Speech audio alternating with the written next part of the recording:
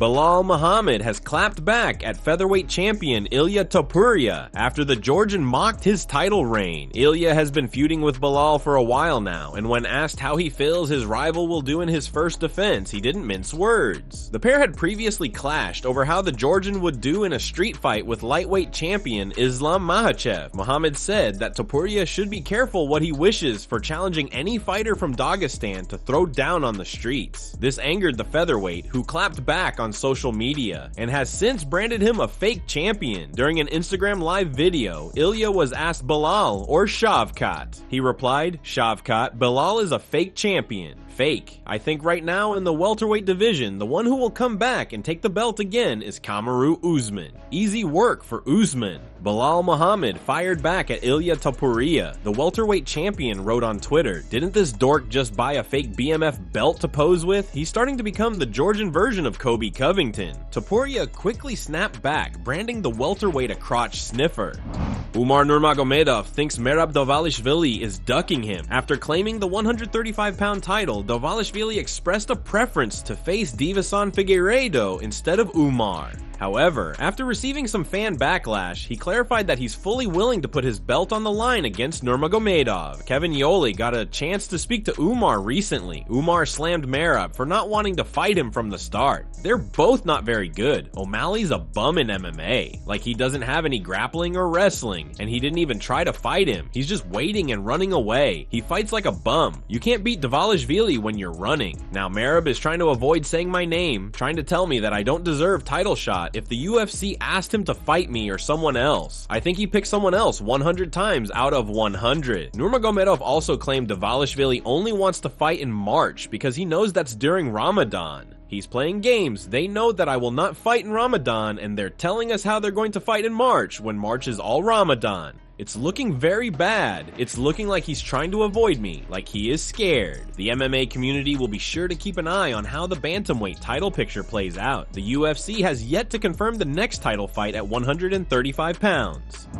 Robert Whittaker takes on undefeated superstar Khamzat Chimaev on October 26 at UFC 308. If Rob can hand Chimaev the first loss of his career, Whittaker thinks that will separate him from the pack at 185 pounds. You can bet your bottom dollar that I am training like an animal right now on the mats, Whittaker said on his MMA Arcade podcast. I am sweating and bleeding and leaving it all there in preparation for this fight, and I'm coming into this fight to leave it all there. I don't expect him to get tired or anything else. I expect him to come out aggressive and to be super scary in the wrestling and be very strong. I just think I've been in those waters before. I know how to tread. I'm good in there. I am the best middleweight in the world. Beating him will prove that, and I look forward to it. The MMA community is split over who will come out on top in this high-stakes clash. While many fans consider Khamzat the favorite in this matchup, Joe Rogan sees things differently. In a latest appearance on his podcast, Joe emphasized on the fact that Chimaev had a close fight with Kamaru Usman, who took the fight on 10 days' notice with bad knees. That's a real fight. That's a real fight for Khamzat, because Whittaker's a big dude. He's a big, solid, beefy 185, former champion. And Kamaru didn't have a chance to prepare for that. He had 10 days. That's not enough time. I don't know what kind of shape he was in, but despite all that, it was still a close fight. I don't know. But I know he was winning in the third round. Kamaru, if that was a 5-round fight, who knows how the fuck that fight would have went.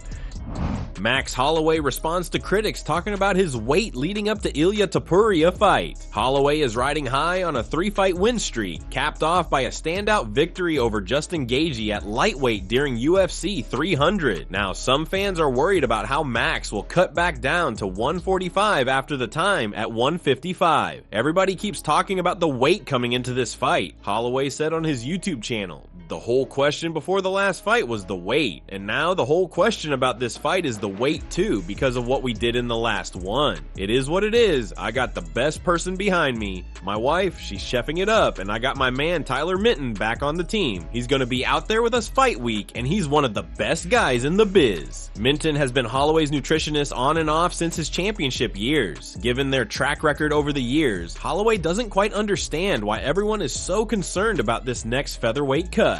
I've never missed weight, he said. I've never missed no weight in my whole career, and I ain't planning on starting to miss weight for this fight, because this fight, it took a whole lot of work to get back here, you know? Getting ready for battle. I've been fighting for a world title again after so many years. That's fun. You gotta be a psychopath to have fun in camp. It's a tough road ahead, but we love every step. It's a love-hate relationship. You gotta love to hate the grind.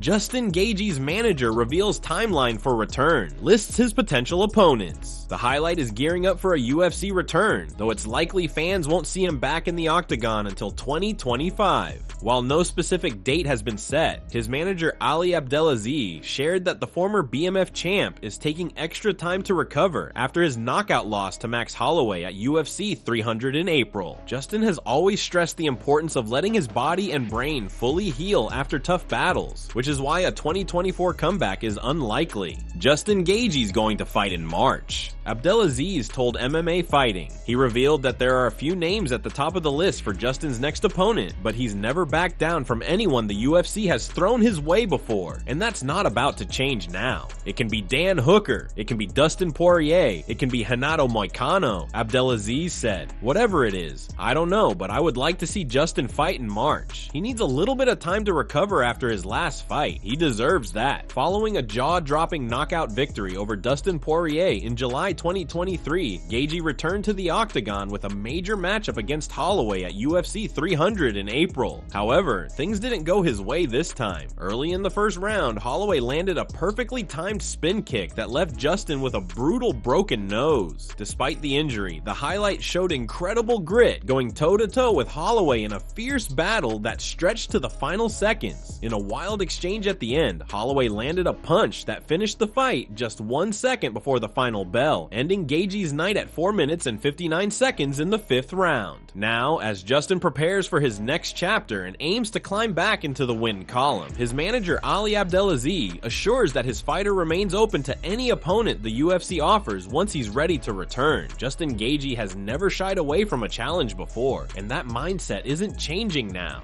I think he'll be ready in March to fight. Justin Gaethje doesn't pick opponents. Abdelaziz said, "What do you think about Justin's future in the UFC? After a tough loss to Max Holloway, he's looking to bounce back and make a statement. Will he reclaim his spot as a top contender, or do you see challenges ahead for him? With his track record of never backing down from a fight, it's hard to count him out. Share your thoughts and predictions. What do you think is next for Gaethje? Let's hear it." Thanks for watching, and don't forget to subscribe for daily MMA news.